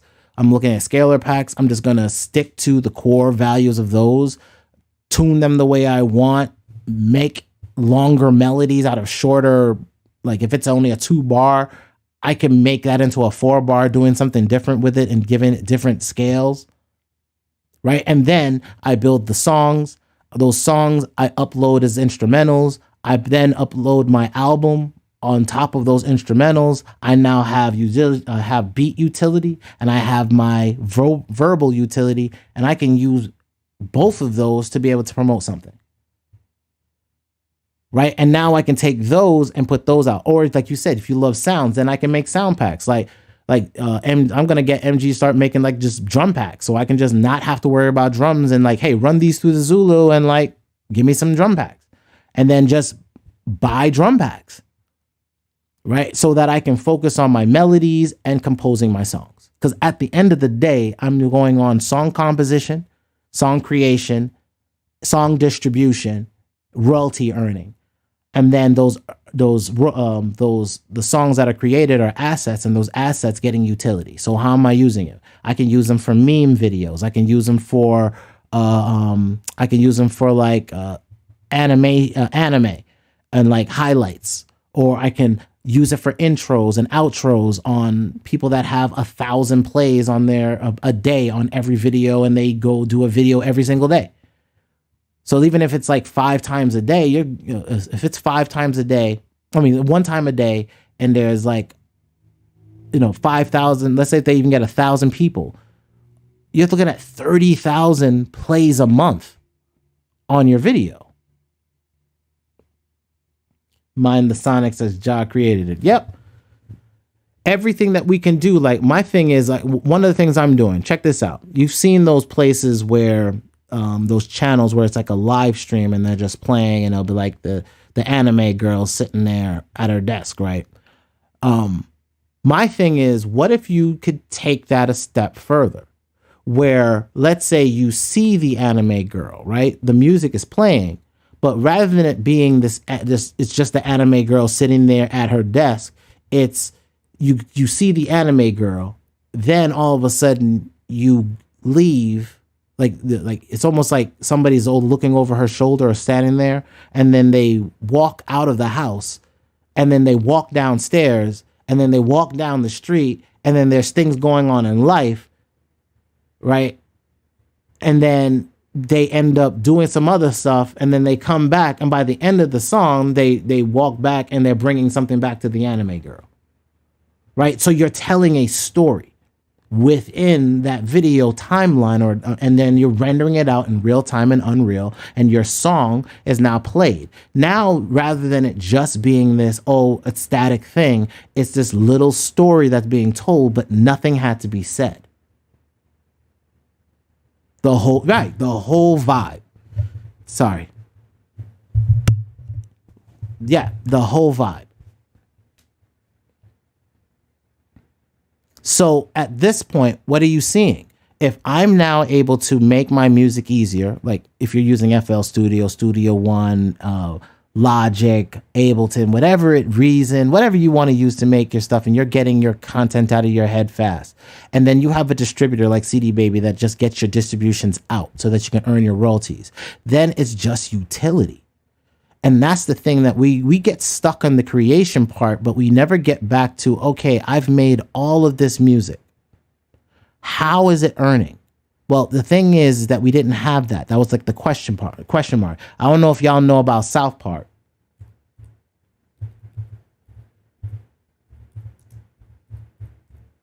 But there was an episode called Underpants Gnomes.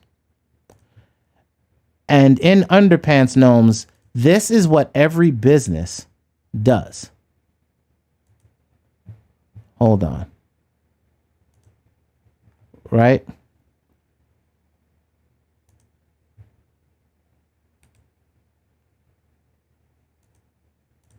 So, in the episode, right? In the episode of South Park, the underpants, like the boys are the kids are getting their underpants stolen, and Tweak is telling them about the underpants gnome, and nobody wants to believe there's underpants gnomes. And so finally they're up on coffee, and they were talking about big business. And it's interesting that this whole episode of South Park was about big business, like Starbucks taking over the little mom and pop shops and destroying them and getting them out of the market, and what it does to small businesses. Now, if you think about it, look at what the Walmarts and the Amazons have done to all of the entrepreneurs on the planet, all of the distributors on the planet. But then look at what businesses think. First thing is they have their business plan. So for us, make beats. Then something's going to happen, and then we're going to profit. And they were like, you get it? So for them, it was like, they said, we're big businessmen. They were like, first we gather underpants. So I was like, okay, then we profit. Okay, you get it? But no, that's what this question mark is every business on the planet. And it's funny how South Park hits right on the home with that.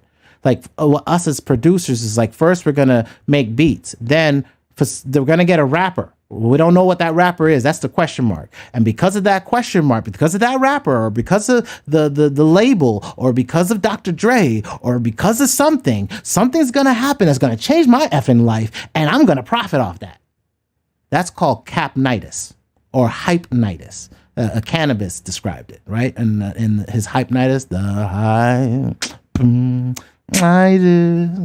I played it for y'all in one of the videos.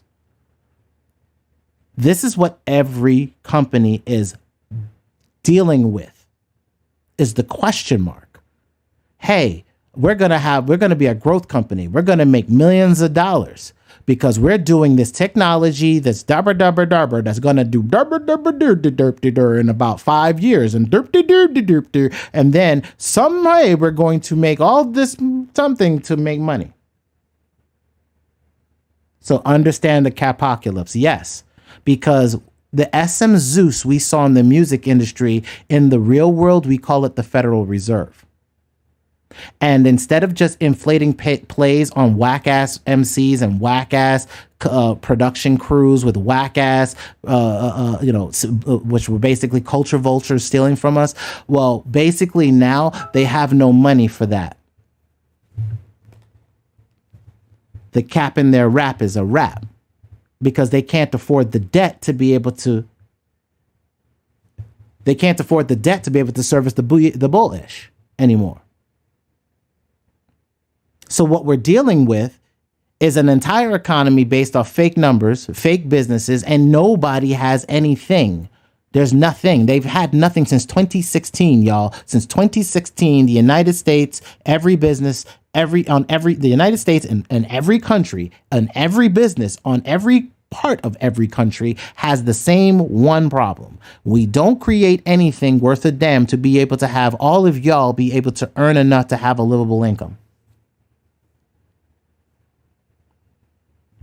We've been lying for a very, very, very long time. And the hype has been really, really real. So we want you to come to America. And some way you're going to be able to provide for yourself, ? And that is going to have the United States profit. But the United States hasn't created anything. Y'all, what technology have we done in the last 10 years? Crypto is not a new technology. It is just a database that happens to be on, that's broadcasting. It's just a database. That's it. It's just a database. Bitcoin is just a database. It's going to have more transactions. Yay. It's going to do a lot of things, but it'll just be another medium of exchange. Do you know what's going to make you money? The same thing it made money in the Depression. A person made pizza. A person sold hot dogs. A person started doing things like cleaning up and getting paid by the government, doing government contracts to start cleaning up neighborhoods. People started investing in certain areas and started revitalizing those areas. People started creating their own farming situations, created cultural farming. Like, you start figuring out the problem and fixing it. What is the problem? The problem is that there is energy that is going to be abundant, just like there is a bunch of people, labor that is abundant. And soon it's going to be what you do with that energy that's going to matter. What is your computer doing? How many transactions is it doing per second? What are those transactions? How are you earning from those transactions? What is that data doing for oil? Automation uses said data and makes business decisions at this point. You've got AI that's now doing video. AI that's now writing code. AI that's now doing 3D. AI that's making 3D models. AI that is printing cars. AI that is printing homes. AI that is printing buildings. AI that is printing roads. AI that is printing the machinery that's going into the fields to be able to automate the field hands. What do you offer in a world where everything is about services? Where everybody is an influencer, where, like, look at the world that's coming. There's no physical labor. It's all digital. Everyone is still Hollywood trying to promote that they're doing something great, but it's not really that great. It sucks outside. Everybody's in their video games because it's the only way they're earning anything and feeling good about themselves, because they probably eaten themselves to a gluttony of pimples. This is not going to be pretty. And I don't take any joy in delivering bad news. The economy doesn't miraculously fix itself. I don't care about what Sleepy Joe wants to talk about. And it doesn't matter what party you play for. Let me explain. Whether you're a Democrat or Republican, you both play the same side of the same coin. Who brought in the Patriot Act if it wasn't Pied Piper Bill Clinton? Who got that Patriot Act enacted if it wasn't George Bush? Who created the Net Neutrality Act to be able to define the internet and give the internet any type of business definition? That would be Obama, for it to be rescinded underneath the Trump administration. It's the two sides of the same coin, stealing the rights and the mobility of the people. So I don't care if you're independent, because out of your independent gets your progressives that just want you to sit there and woke yourselves to sleep of let's picket to go nowhere. The picketing didn't help the black folk. And I tell black folks, stop picketing, because you're just a pickaninny at that point. Did it stop a bullet? No. Does it stop every time we're pulled out of a car? No. Does it stop me feeling any type of way every time I step in my car? Nah, homie.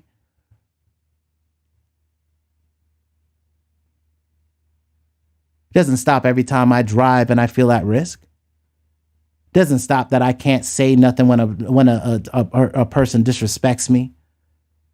That has the protection on multiple levels. But that's not the problem. The problem is we're all under una sanctum operations, and maritime doesn't care on your straw man that earns no revenue for the corporate system. Rome wants its tithes. What are you doing to do it? So, what am I saying all this for? Y'all, welcome to the automation age. Sucks, doesn't it? This is the largest economic bubble that is about to pop. And once it pops, there's nothing supporting it, y'all. The last great recession of 2007, 2008, this little gray shadow right here is nothing but subprime home loans. And a little bit of the bond market acting fuddy-duddy. But subprime home loans. Defaulting. People speculating. Enron, right? We forget about Enron was out here. Lehman Brothers is out here. We forget who's now owned by the government, Freddie Mac and Freddie Mae and whatever, right? They're now owned by the government. They're now under government contract, getting your asset-backed securities, your mortgage-backed securities, right? So they're taking everything and they're assetizing it on a government level. They're governmentizing or centralizing your world. They're buying assets. Mortgage assets. And now they're buying corporations like Apple. They're propping up a market that is already in a bubble pop. You know what the worst thing is the last person holding the bag, right? So the last person holding the bag is the government. How bad is that? The same people that we're paying our money to who can't even get their budget in order. They keep fudging their numbers and keep kicking that down the road to even get their budgets taken care of. But they can sure buy the market. Right, Pelosi?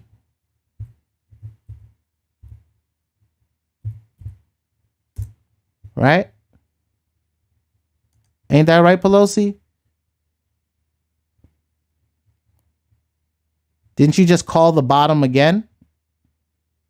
Husband just made huge investment in Apple 2 days ago. He seems to be able to call these bottoms. These are the people that we the people keep putting into office. We don't put no business people in here. We don't put nobody that actually knows how to manage assets. We want them to do this, but we don't want them to do this. But we put the kids that were in the debate club, right? Isn't that who these are? Did we forget? Assembly? Y'all forget that your entire effing life is nothing more than school system, nothing more than damn assembly, right? Gym is where we get our sports. Assembly is where we get our stars, our singers, our band members, our actors, right? Who become those same people that we want to idolize in the future. And these people are the debate club, y'all. These are the debate club kids. These are the, I think I'm going to be the business world leader club. These are these people. Future business leader club.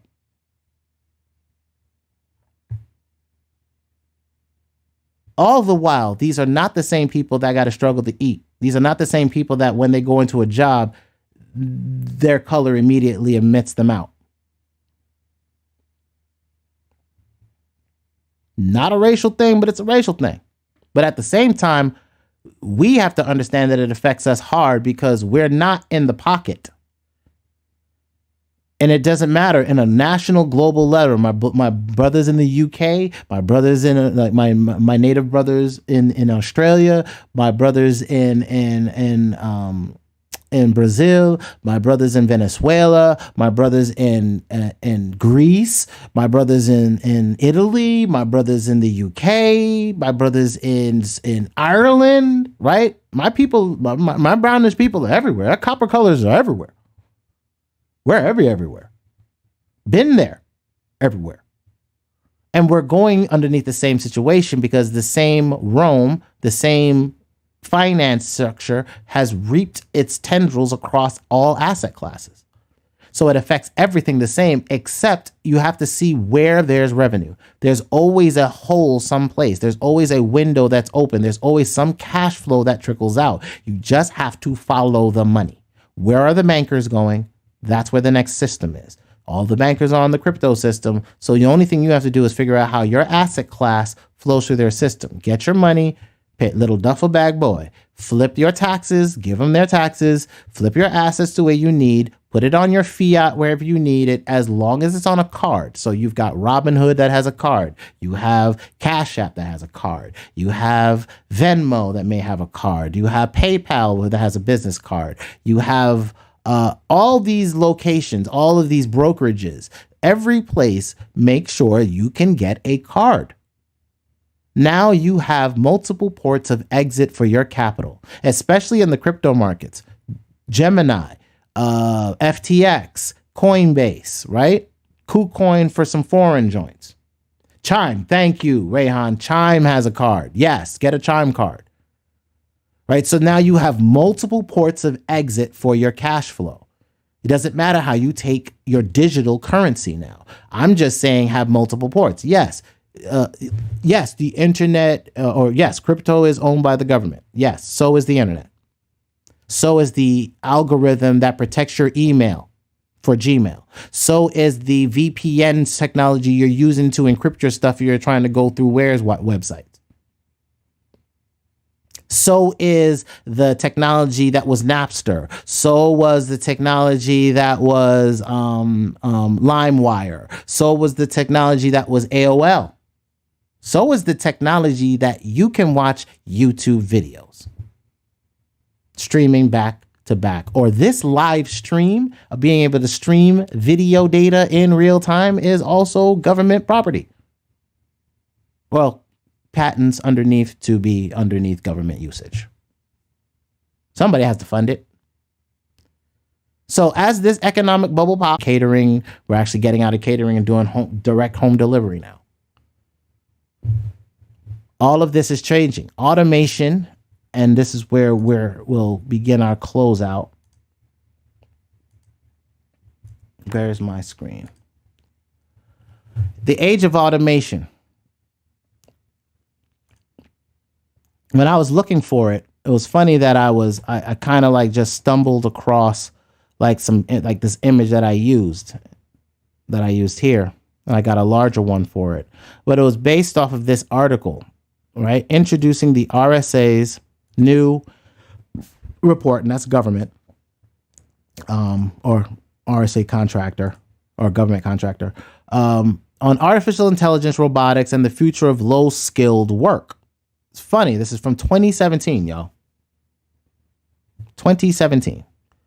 Public interest in artificial intelligence and robotics is gathering steam. 2017. And for good reason. Recent years have seen the emergence of machines that can diagnose cancers as accurately as pathologists, detect fraudulent financial transactions, banking, in a matter of milliseconds, produce coherent news stories for media outlets, writing, right? Shuttle goods and pallets with complex distributions is Amazon. Trade stocks and shares in financial markets. I showed y'all with the Bits Gap robot. And this is 2017. Research for legal industry. And that is going to be all of your legal, the legal aids and that no longer will have jobs because the system can do it. Then you have things like Zapier, which can then automate business processes. N8N that I show you can automate your internal business, right? So all of this, the new stuff that I'm talking about is piggybacking off what they're thinking. Task versus job automation. And most, they can't do this, right? But this is where workflow automation comes in. And you can use AI to be able to. So everything is changing. This is another article. The age of automation is here and how to navigate the new world of work. This article came out, looky, 2019, right before Transformers, right?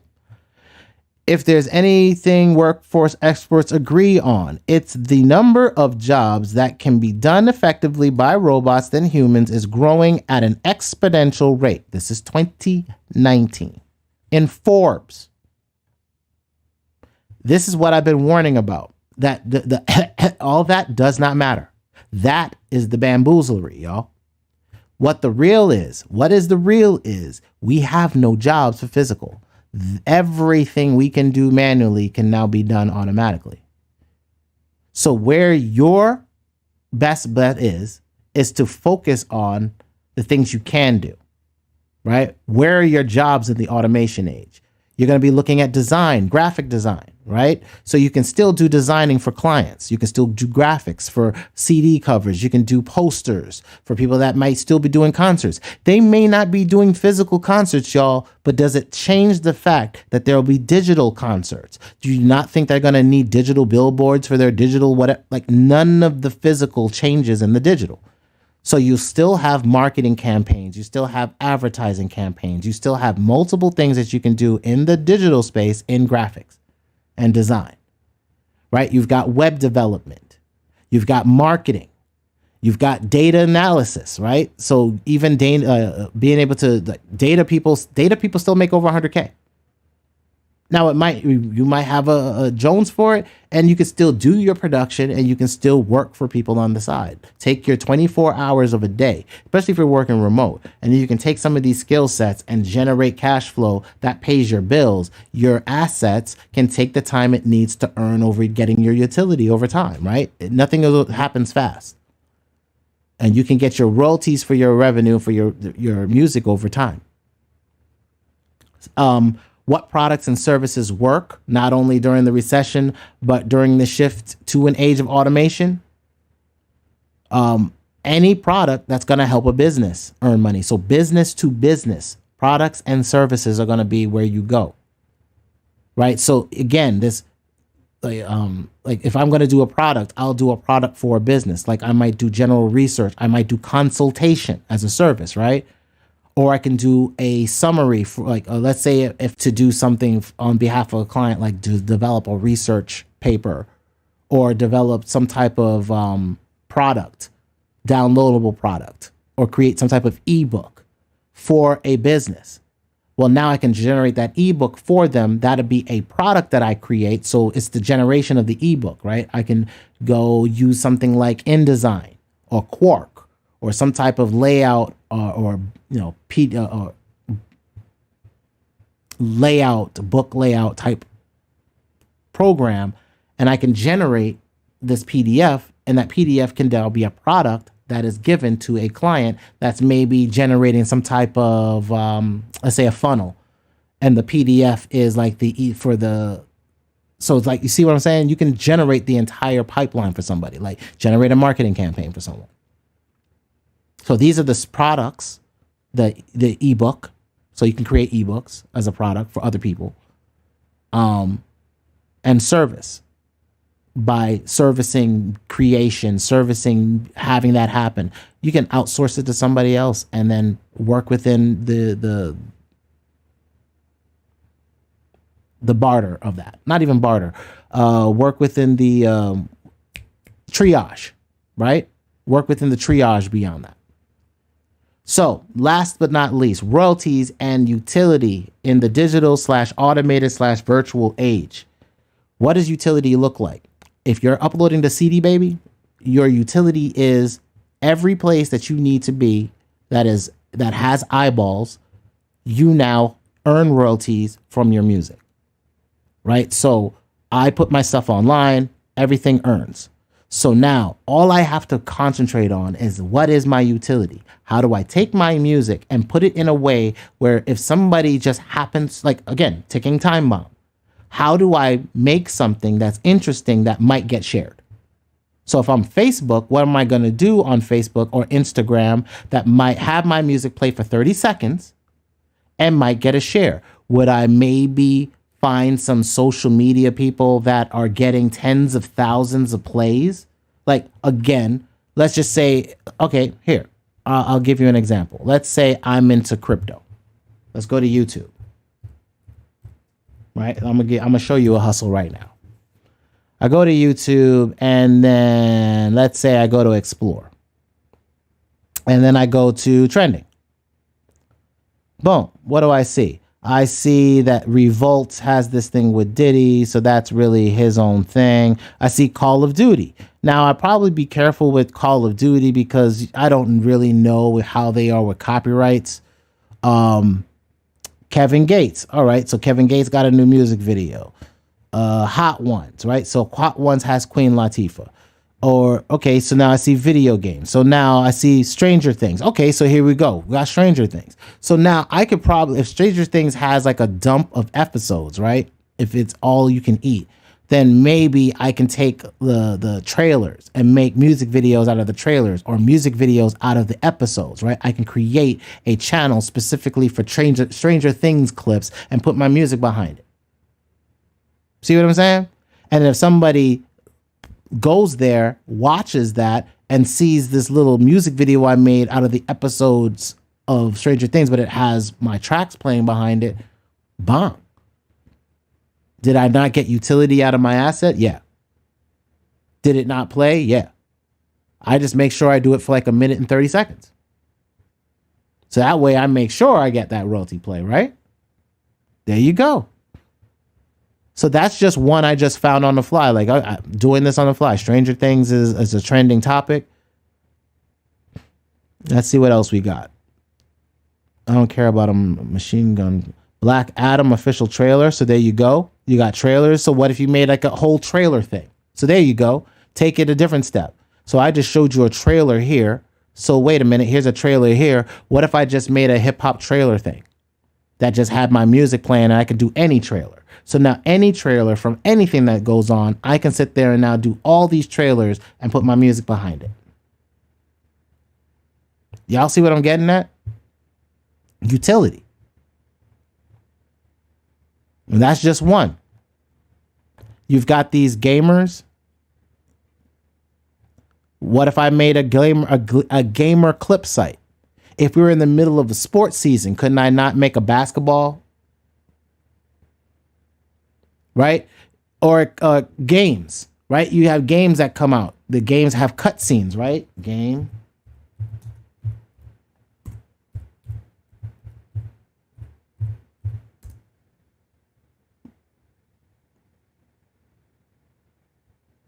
Right? So you have like all these cutscenes for all these games that come out. So now what if you made a gamer clip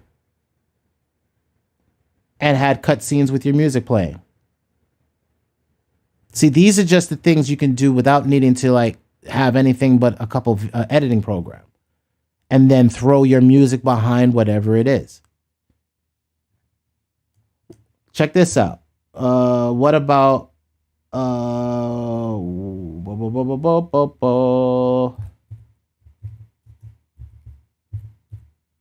city, right? Let's say 3D city scene.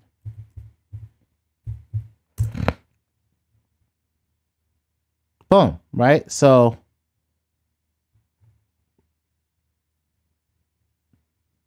let's say if I find a good scene, like if I go find some type of 3D animation or something like that, right? Let's say I could download 3D worlds, and in those 3D worlds, I basically put my music in there and scene out the entire thing. So okay, so let's say Unreal, SCENE, right?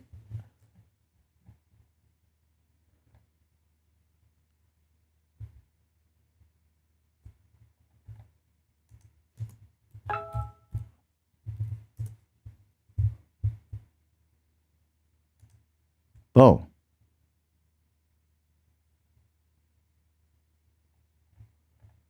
Right? So now you've got these places and these scenes. So what happens if I take a scene and turn it into a video? See what I'm saying? What if I now turn these virtual environments into virtual experiences? Do something different with your sound. Come up with something different for your sound. But y'all, I got to roll out. I hit all of the notes that I have for what the physical dealing with, the physical of dealing with automation, how to think about your utility for your music. Like, look, the economy is going to suck. There's no physical jobs. Because there's no physical jobs, you've got to look at intellectual property. You've got to look at first services, right? First, your services. So what can you do for other businesses that will generate you cash flow? Second, what are you going to do as far as products? What kind of products can you offer businesses that get them through whatever they're getting through, right? How can you offer products to help them out? They might need things like being able to manufacture stuff or design clothing products or something, right? So like you have access to these things. Two, your royalties. Long term, how are you generating your royalties? I already told you how to get your music online. Go ahead and get your music on CD Baby, get your royalties from all these places, and then get utility. Start using your assets. Start getting them rolling out so they can start generating revenue for you. For me, my focus is as soon as I get the launch of the subscription site gone off my plate, then I can just focus on the manufacturing of all of my content, because then I don't have to worry about what my database is doing or how am I cataloging stuff. Like right now I'm getting ready to launch the marketplace so I can actually start leveraging presets that I'm buying from MG, and so I can show them in tutorials to show you what I'm doing and how I'm doing them and what I using. Keeping everything simple, man. Isotope program is going to be used. Definitely going to be using a little bit of the tune track stuff, easy keys and easy bass a little bit. Going to be using some more bass plugins. Going to be using some Vox effects. Going to be creating some presets. Going to show that stuff on the in ToxicHustle Pro. Also going to be creating some templates, as well as some of my effects that I'll be using for not just Vox, but also some MIDI effects that I'm working on. So y'all, I'm about to go get to delivering, get out on these streets. But I need y'all to be safe. Y'all keep strong. I thank you for spending time with me, man, and dealing with my long-windedness. I'm hoping that whatever I do helps y'all and gets y'all through this transition to digital, to automate, really to automation, to this automation existence. Part 2 will be tomorrow. I'm not sure exactly what time it's going to be. Again, this will be the Sabbath talks of the version of what's coming with the age of automation. And this is where we're going to be talking about what we're dealing with as far as, cybernetics, the birth of the cyborg people. We're going to have more cybernetic people with brain chips. So that's going to be tomorrow's discussion. And we're also going to be talking about, this new system of control that is going to be sweeping our nation. So, and what that really means. So tomorrow is the Sabbath Talk version, part 2 of our age of automation discussion. Y'all be safe out on these streets for real. I respect y'all. I appreciate y'all. And I'm gonna holler at y'all tomorrow. Peace out.